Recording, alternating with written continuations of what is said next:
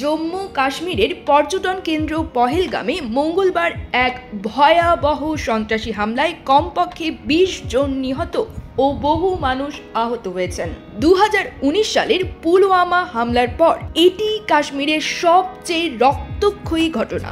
এদিকে বন্ধ করে দেওয়া হয়েছে দোকানপাট ও শিক্ষা প্রতিষ্ঠান। এই অবস্থায় কাশ্মীর দ্রুত ত্যাগ করছেন সেখানে অবস্থানরত পর্যটকরা। বুধবার ২৩ এপ্রিল এই তথ্য জানিয়েছে সংবাদ মাধ্যম বিবিসি। কাশ্মীরের ব্যবসায়ীরা এই হত্যাকাণ্ডের তীব্র নিন্দা করেছেন এবং এই অঞ্চলের রাজধানী শ্রীনগরের স্নায়ু কেন্দ্র লাল চক এলাকায় এর বিরুদ্ধে বিক্ষোভ করছেন। বিক্ষোভকারীদের হাতে ছিল কালো পতাকা ও প্ল্যাকার্ড। সেখানে লেখা ছিল সন্ত্রাসবাদকে না এবং নিরপরাধ হত্যা বন্ধ করুন। সফররত পর্যটকদের উল্লেখ করে তারা স্লোগান দেন, আমাদের অতিথিদের হত্যা বন্ধ করুন।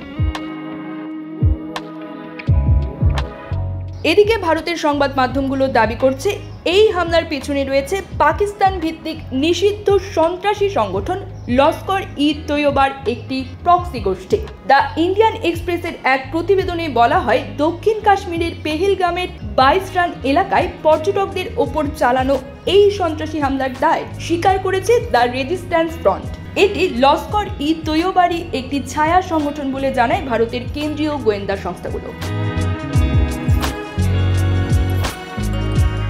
এরই মধ্যে সফর সংক্ষিপ্ত করে সৌদি থেকে বুধবার সকালে ভারতে ফিরেছেন দেশটির প্রধানমন্ত্রী নরেন্দ্র মোদী। জেদ্দায় থাকা অবস্থায় এই হামলার তীব্র নিন্দা জানিয়ে তাৎক্ষণিক বিবৃতি দেন তিনি। মোদী বলেন, এটি মানবতার বিরুদ্ধে অপরাধ, দোষীদের কঠোর শাস্তি দেয়া হবে।